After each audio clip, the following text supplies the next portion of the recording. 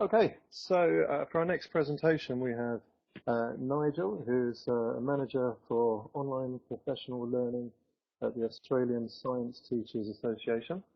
Welcome, Nigel, to iMoot. I was a science teacher myself, chemistry, for 16 years. I'm really looking forward to this one. So have fun, and whenever you're ready. Thank you very much. Enjoy yourself. Great. Thanks very much, Vinny, and welcome everybody to this session. I hope you find it interesting.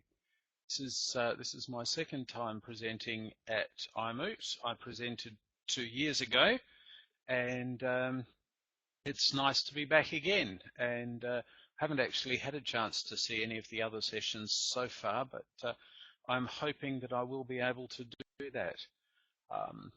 Hope that you can all hear me, and just as a way of getting started, I know 1 or 2 people have done this already, but if you wouldn't mind, just type in the chat box. The chat box is in the bottom right-hand corner of your screen.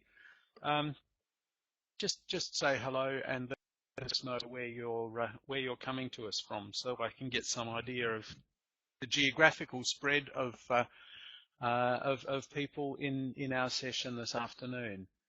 I'm coming to you from Adelaide in South Australia, and gosh, we've got someone from Ethiopia. That's great. And I saw we had someone from Addis Ababa before. From Alberta, from Kuala Lumpur. Fantastic. Okay, well, what I'm going to share with you this afternoon, or it's afternoon here, it's 2 p.m. here in South Australia, and even though it's late autumn, I'm looking out of my window at a lovely clear blue sky. So I hope it's as pleasant where you are. The slide should have changed just then, and it changed twice. Okay, what I'm going to talk to you about today is the ASTA online project. The organisation I work for is the Australian Science Teachers Association, and that is an organisation with a federal structure made up of 8 associations of science teachers in the 8 states and territories of Australia. And I see we've got a bit of a mixture of time zones, but that's part of the fun of presenting online. That people come to us from all over the world, and the internet really does flatten out the world, which is fantastic. Got a Kiwi with us. Welcome, Miriam. Great to have you with us. So the organisation, the Australian Science Teachers Association, has started a project a couple of years ago to put resources online and to support professional learning for science teachers around Australia online. And I'm the manager of that project, and I've been doing it for a little over 2 years. I won't read out the following slide.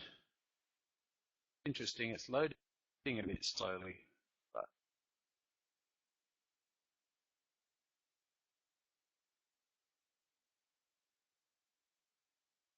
just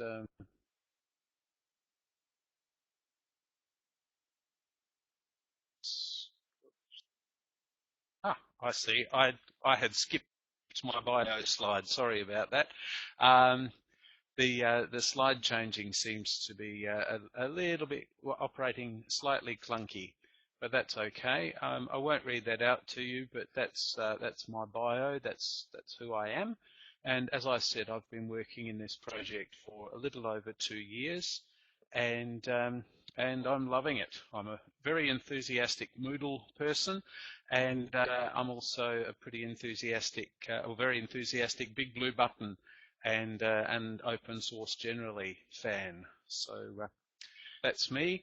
Now you'll find during this presentation there's several things that are hyperlinked. I've also got a couple of QR codes in there. So if you want to be really geeky, feel free to click on those. You can use the QR codes, but you can also click on that QR code, and that takes you to my personal website where I have my portfolio and so on for my work as an education consultant. So this is an outline, a very rough outline of what the ASTA Online project consists of. As I said, the point of it is to support professional learning for teachers, and right at the center of it is Moodle. We have a Moodle site, which is mainly what I'll be talking about here today, but integrated with the Moodle, we have social media. We use Twitter and Facebook. We're also on LinkedIn and so on. We have webinars using Big Blue Button and WizIQ, and I'll talk a bit about that in a minute and why at the moment we are using both. And part of the project and part of my role as well is presenting face-to-face in conferences around the country. So in a way, it's a bit of a dream job and a bit of a very 21st century job. I spend about 75% of my time sitting in front of a computer at my home, managing the website and social media and so on, and I spend about 25% of my time traveling around Australia, attending meetings and speaking at conferences, which for me is great. Now, 2.5 years ago, the Australian Science Teacher allocated funds for the online project for a particular reason, and this is the reason. I don't know if any of you have actually seen a child's training potty with an iPad holder, but I'm assured that they're out there, because the children that we have in our schools now, and the children that we will have in our schools in 5 or 6 years' time are growing up with electronic devices and with access to the internet literally all around them from the moment they're born. And that's the reality of the world today, and it's the reality that we need to respond to as educators and well, as parents and as members of our society. So that's why it was recognised that we really need to have have a presence online, and also we need to have some support for teachers, because sadly, whilst our children, and as much the children of teachers as anybody else, are learning to use the internet as soon or even sooner than they learn to talk and communicate in other ways, the reality is that a lot of teachers are not really learning that. Now, this is my next slide, and I want to share with you something I've been thinking about for some time. I probably should write a profound academic paper about this, but I haven't quite got around to it. I know, for me as much as anybody, the term digital natives tends to raise my hackles a bit, because I tend to think that there's really no such thing as a digital native, or at least that's what I've been thinking. But I've recently come to a different conclusion, and my conclusion is that there are such things as digital natives, but it's actually got nothing to do with age, and it's got very little to do with culture or experience or even education. Difference between someone who's a digital native and someone who's not a digital native is when we see a button on any kind of technology, online technology, but other kinds of technology as well. When we see a button, a digital native is someone who will press that button to see what it does. The person who's not a digital native will wait until they're given permission to press the button, or they'll try and find out whether or not they should, whether or not they can, before they actually press the button. I'll give you a perfect real-life example of this. I have a webinar on my site later this afternoon. It's a meeting in Big Blue Button with a number of colleagues. And one of my colleagues emailed me about half an hour ago while I was getting ready for this session and said, oh, look, I tried to open the Big Blue Button and it asked me if I should allow the system to access my microphone. So should I? So she actually emailed me to ask my permission to press allow.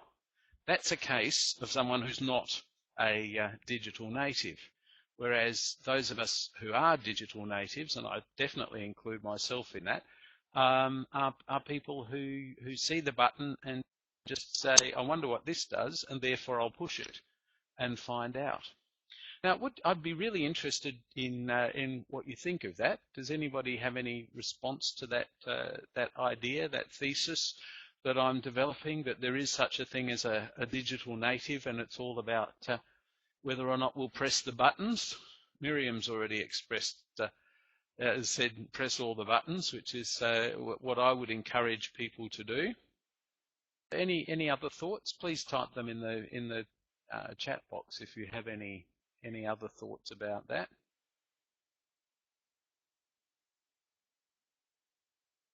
Won't stop. I'll move on, but yeah, if you do have any thoughts, please do pop them into the chat box. Okay, so I guess the reason that I raised that is that I suspect that there are many teachers who are not digital. Yes, I do think, Miriam, that it's a matter of confidence, but it's not just, it's confidence combined with inquisitiveness. And that's why, I'm at the risk of digressing here, but you might have seen that there was a study done where a whole lot of laptops, solar-powered laptops, were parachuted in to a group of people living in very, want of a better word, primitive circumstances where they had almost no contact with technology of any kind, and those people actually opened the boxes and got the laptops going and began to learn with them, and they were playing with something that they had never seen before, and that was in Ethiopia, John. Great. That's right, it was too. And that study perfectly illustrated what I'm talking about, but it also showed that those people were actually digital natives, where yeah, they hacked the system. That's right, because the laptops that they were issued with didn't have had cameras on them, but the cameras had been disabled. And these kids worked out how to hack the system, which is just fantastic, and good on them. But you see, I suspect that in a lot of Australian schools, if a whole lot of computers were delivered, in fact, sadly, this is exactly what has happened in the last 3 years since we've been having a government-funded laptop scheme in our schools. A lot of laptops have been delivered in schools, and they're still in the boxes or piled up in the corner of the room because no one has given permission to use them, or people have waited to be shown how to use them. Or something like that. And yes, it's very sad. So anyway, I won't spend the whole time talking about that, but we need to encourage people, because I suspect that whilst some of us are naturally digital natives and some of us not, we can learn to be. And I see it very much as part of my role to train and encourage people to become digital natives. Oh, thanks, John. See, this is the beauty of having a chat box in a in a webinar, someone will find the necessary article. I actually wrote about this in our association's magazine a couple of issues back, but thank you, John, for posting up the link to that article. So the site that I use for my as the basis of the professional learning that we offer for teachers is moodle.asta.edu.au. If you'd like to have a look at the site, that is a hyperlink, and there's also a QR code, and the QR code is also hyperlinked. So you can click on either of those or flash your camera or other device at the QR code, and that will take you to the site. And what I'm going to do now is just take you through some of the features of the site and show you some of the things that we have on it. But first, I want to answer the question, why use Moodle? Because I've been asked that question a couple of times, and to be honest, most of what I do on the site, we do on the site could actually be done using a CMS, a content management system, relatively well and simpler, and it might even look a bit more pretty. But the reason that we use Moodle, and it was my decision to use Moodle, these are some of the reasons. Because Moodle is an education based platform, and I think it's important that when we're talking about education, we stick to the education platform, because it is already used in many Australian schools and universities, and of course, as you probably know, Moodle is an Australian invention, originated from the work of Martin Dagiamis here in Australia, over in Perth, in the state of Western Australia. But there are many teachers who are already using it. Moodle gives us the advantage, gives me the advantage as administrator, that I can monitor access, I can see who is accessing the site, and I can also give to individuals or groups of people admin access over parts of the site without needing to give them access to the whole of the site. And that's obviously pretty important to be able to give to let people have teacher access to run a group or a course, or to set up a course or publish their own materials on the site. It's relatively easy, as you probably all know. Once you learn how to use Moodle, it's actually not that difficult to edit and administer pages, and it's getting easier all the time. I've just sent an email off to the good folks at Pukunui this morning to say that any time they're ready, I'm happy to join the queue to be upgraded to Moodle 2.5. And each upgrade of Moodle just makes it even better and even easier. So I'm looking forward to that. Moodle integrates fairly easily and increasingly easily with social media, and one of the things that I try to do is incorporate social media into the interaction that I encourage teachers to have with not just with me, but with each other. And that seems to work quite well. We've also, because the organisation that used to run our mailing list, our email list, closed their lists function a little while ago, late at the end of last year actually, we've set up a mailing list through our Moodle, and that's working brilliantly, and it's actually quite active. There's quite a lot of conversation. I was at a meeting yesterday in Melbourne, and someone was saying that they were lurking on our mailing list, and amazed at how active it was and how many teachers were participating. But I guess the other reason that we use Moodle is because I'm a big Moodle fan and I love Moodle. So and it was my choice what we used. So that's what I did. And moving on. Some of the things that we have intentionally included in on the ASTA site, the ASTA Moodle, are, as I said, links to social media. We provide the opportunity for teachers to present their own materials and resources. Several teachers have taken this up.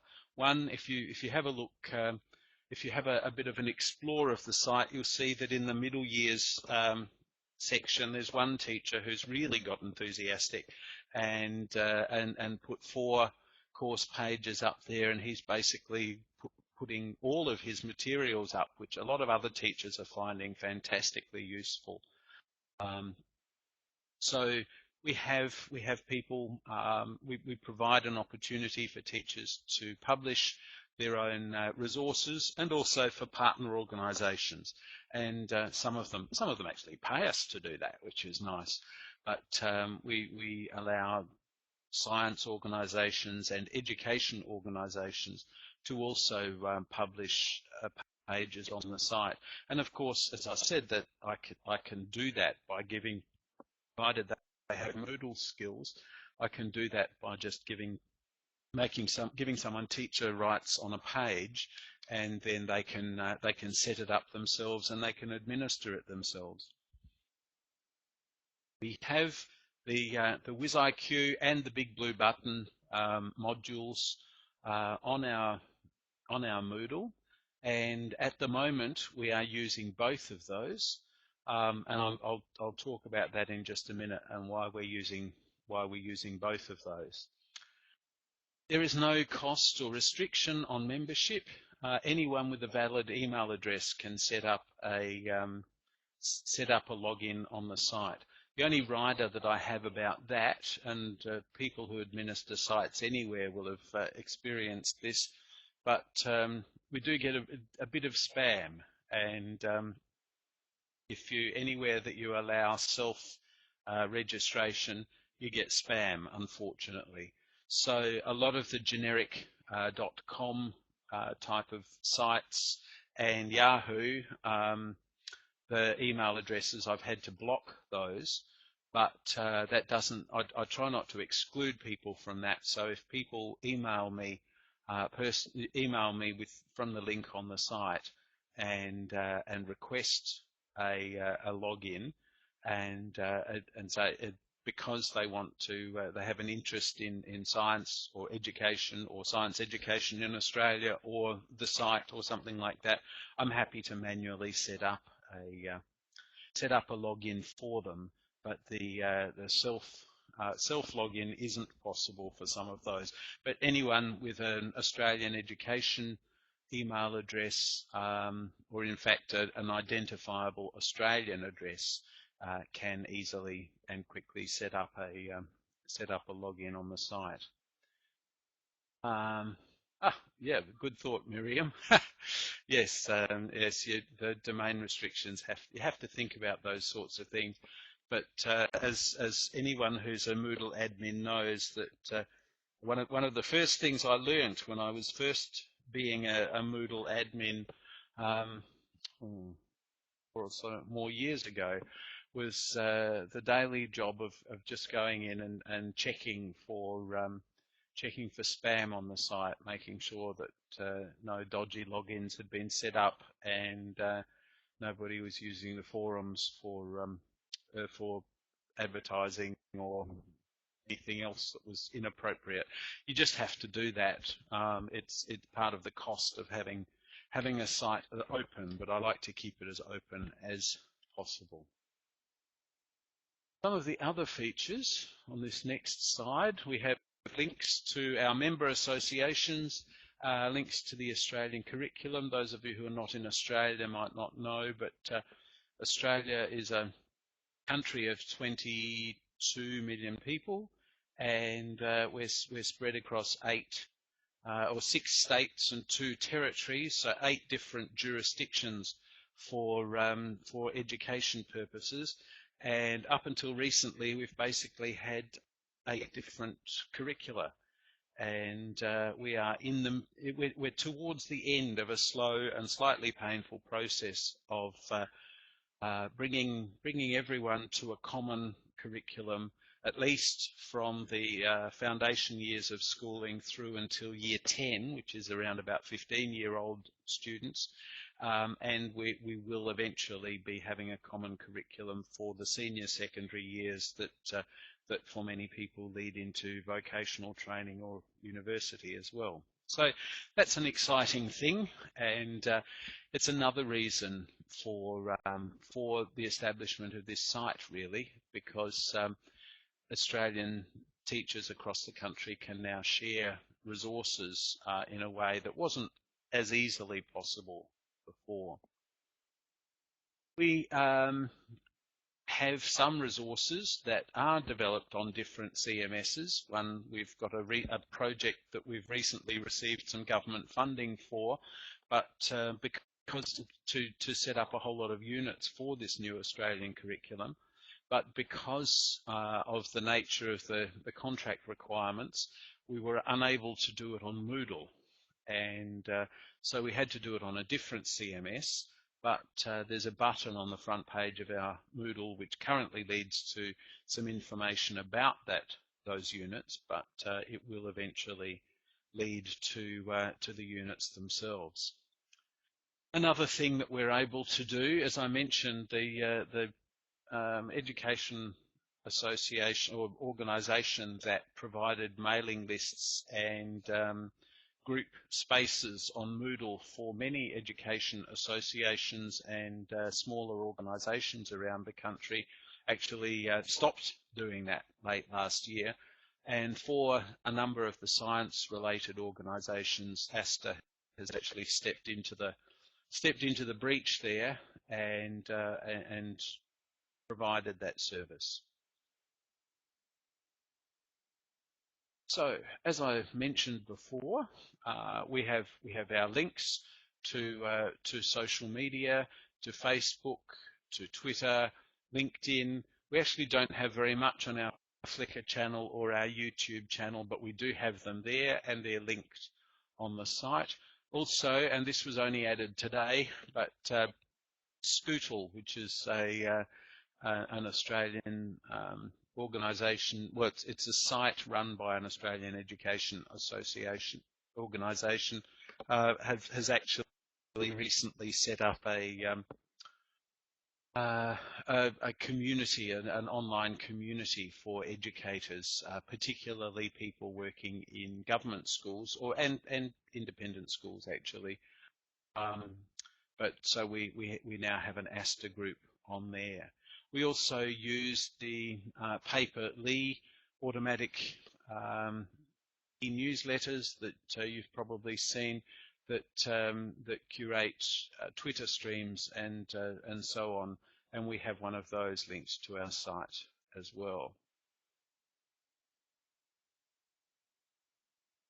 And we have social forums. One of the things that I find a bit frustrating is that aside from Asterix 2.0, which is our site-wide discussion forum, the other forums haven't really taken off. We haven't had a huge amount of enthusiasm for those, and quite sure why. I'm not quite sure how to get that going, but hopefully in time it will be something that takes off.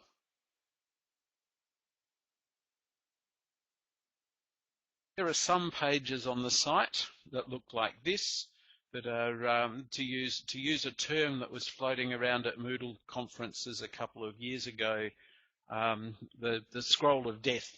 You know, just a list of PDFs. Not pretty, not even very useful. But if what your intention is to provide a place where people can publish a whole lot of material, and that material's in PDFs, and just make it available to people, then Moodle works actually quite well doing that, and so that's what some of the course pages look like. But some of them have a bit more effort and a bit are a bit prettier, and we're adding new resources to the site all the time. Now, I'm just going to take you through Oh no, before I take you through that, I'm going to tell you about the WizIQ and Big Blue Button saga. So Fred Dixon, I notice, has been popping in and out, but he's not here at the moment, but maybe he'll hear this on the recording. I started using WizIQ when I first set up this site nearly 2 years ago, because WizIQ is a really good, very user-friendly virtual classroom technology. It is it's visually attractive, and it's cheap. And so that's what we started using originally. I still like WizIQ, but it's not perfect. Trouble is, nothing is, unfortunately. The reasons that I'm hesitant about recommending WizIQ are that the sound quality really isn't fantastic, and they seem to lag about 6 months behind Moodle in upgrading their plugins, which is really frustrating when you, as I do, upgrade your Moodle every 6 months when the new version comes out. You seem to be always 6 months behind with the WizIQ plugin, which is a bit frustrating, and hasn't caused any actual problems so far, but it just isn't brilliant. And because WizIQ is based in India but supported out of the US, I'm sort of stuck between 2 time zones, and sometimes when I have needed assistance, it has not been on hand quickly, and that's been a bit frustrating. On the other hand, I love Big Blue Button. That's what we're using here in this session today. I like it because it's open source. I like it because it's fully integrated within my Moodle. I can use WizIQ outside the Moodle, and I have the option of setting up a class and just using it without going through the Moodle, or I can set it up and use it with the plugin, and both seem to work quite well. Big Blue Button only works within the Moodle, but I actually like that because it keeps it drives traffic to the Moodle, but it also keeps good records of who is there and so on. Unfortunately, neither of them work everywhere, and this is why for the foreseeable future I think I'm going to have to keep using both. We have a problem in Australia, which I don't know if it's unique compared to other countries around the world, but as I mentioned before, we have 8 different jurisdictions in Australia and 8 different education systems, and that means we have more than 8 different education or jurisdictions, because there's Catholic and independent schools in those 8 jurisdictions, as well as government schools. And some people, far too many in my opinion, amongst educational administrators, seem to regard the internet as something they need to block, rather than as something they need to facilitate and open up for the students that are in their care.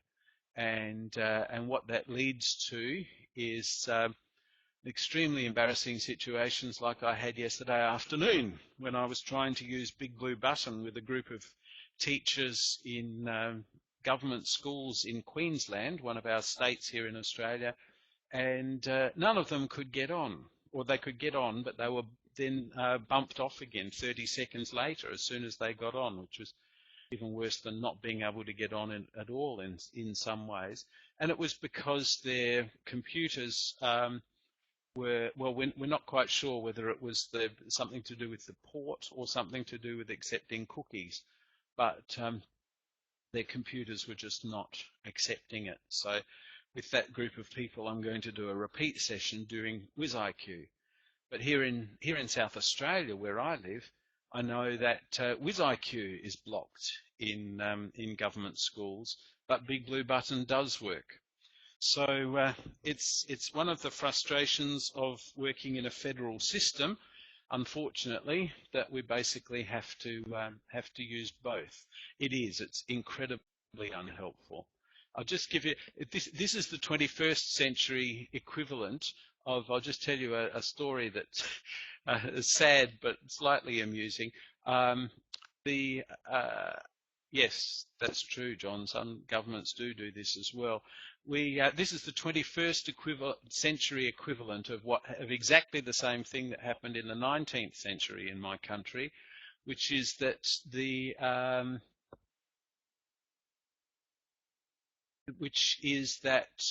when our states started rolling out railways, they decided to have different gauge railways, and in the different states. So what that meant was that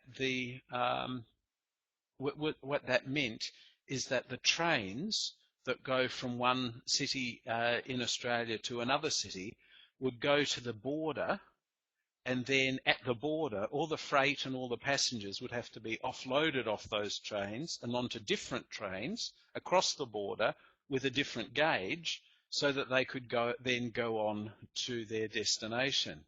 I know, isn't that ridiculous? But that's what happened in Australia in the 19th century, and some of those differences still exist between states. Although our main network between all the state capitals has now been regularised into standard gauge, but there are still some different gauge railways within the various states, and we did exactly the same thing. In fact, even more so, or we're doing the same thing even more so with our internet by having different requirements. But as someone commented earlier, oh, John, yes, it is true. It's good to have a couple of different arrows in your quiver, different options, but I would be so pleased if I could have one virtual classroom technology that I could use all the time across the whole country. But at the moment, that's not possible. Okay, I'm just going to go through a couple of slides, but as I've said, you're welcome to have a look, to log on to the site and have a look yourselves. I'm just going to show you briefly. This is the page for our annual conference, which is quite popular. I publish the keynotes and so on up there. This is one of the groups. This is an association of laboratory technicians, and they have a closed page on there for their members on our site, and they use that for their mailing list and for sharing information and so on, and they have a committee page as well. So this is some of the way that we're using it. This is a resource for laboratory technicians, again, about a system of classification and labeling of chemicals, because much in the same vein as what I've just been talking about, Australia in 2011, believe it or not, actually reached the point where we had a national system for classifying and labeling of dangerous chemicals. It only took us till 2011 because our states like to do their own thing. And that's yet another example of that. But that resource, yes, indeed, progress. That resource page that I just showed you is a page about that for laboratory technicians. We have some pages to discuss things like mobile technologies and so on. This is a page that's sponsored by one of our partner organisations with some resources about nanotechnology and biotechnology, and as you can see, they also incorporated a webinar into their page, and as part of what they present for users on our site.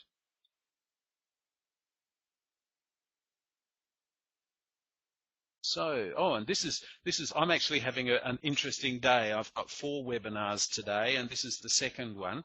And but later tonight, I'm presenting about Wikipedia and Wikipedia in schools for science teachers. This is part of a series that we are doing for teachers on our site, presenting different aspects of things that are relevant to science and education. And so that's a page that's on the site. And as you can see, I'm using Big Blue Button again for that. And that's on later today. I'll just illustrate that. Some of the challenges that I see that are ahead for us are the challenge of helping teachers to see the value of this, to see the value of using online resources, because it's still something of an uphill battle. And even when they do, helping them to move from a Web 1 mentality, where they go to the internet to get information and then pull it down off the internet to use it, and moving from that to a Web 2 mentality where they participate and interact with the information and with other users. It's something we're still working towards, and I hope that we will we will make progress, but it's still hard work. Finding a virtual classroom platform that works reliably and works everywhere is still. I'm hoping to have a further conversation with Fred Dixon, who I've never met, but had a number of conversations with him on Skype and so on. And I know that he and his team at Blindside Networks are doing a great job of developing Big Blue Button, and I'm very happy to be helping and supporting them. But I hope that we can reach the point where what they have to offer will actually be useful for people everywhere and all the time. And another challenge that I face is that there is so much material out there, and sorting out what's useful and what's not is not as easy as it sounds. So now this is when I'd like to invite, does anyone have any questions or comments or suggestions that you'd like to offer?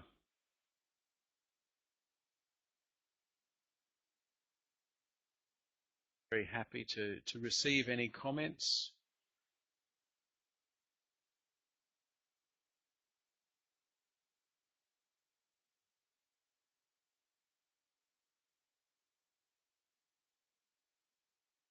Doesn't look like it. That's okay.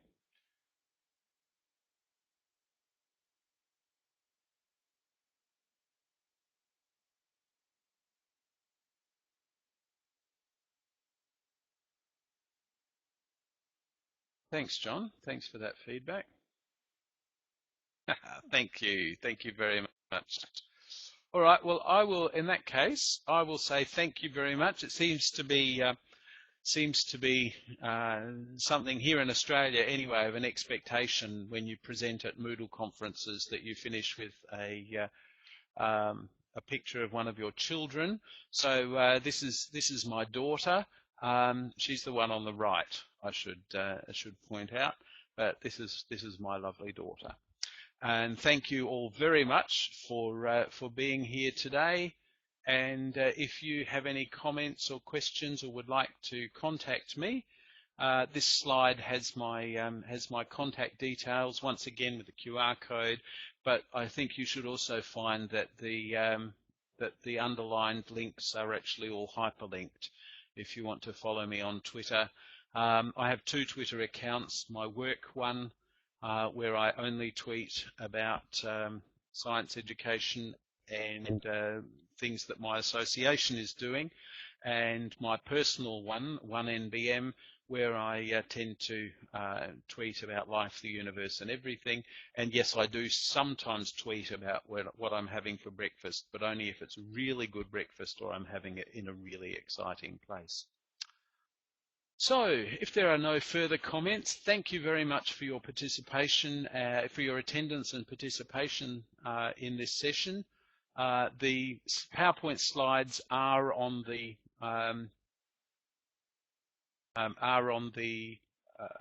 iMoot page for this session. So, if you want to download those and view them again, you're very welcome to do that.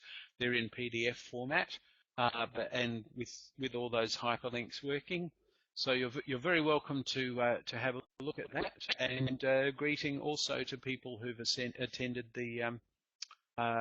this session by watching the video or the recording. And Nigel, can I hope you all enjoy the rest of iMoot. And Nigel, sorry, Vinny, I'll let you step back in. That's okay.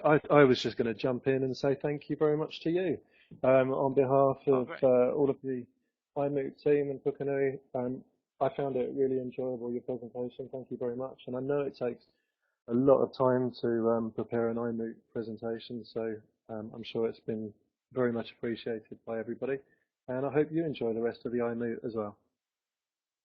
Tremendous. Thanks very much, Vinny. And thank you, everyone. I'm going to sign out now. And I guess you can move on to another session, or just you can close the session or just close your browser, whichever works best for you. Thanks everyone, and good day.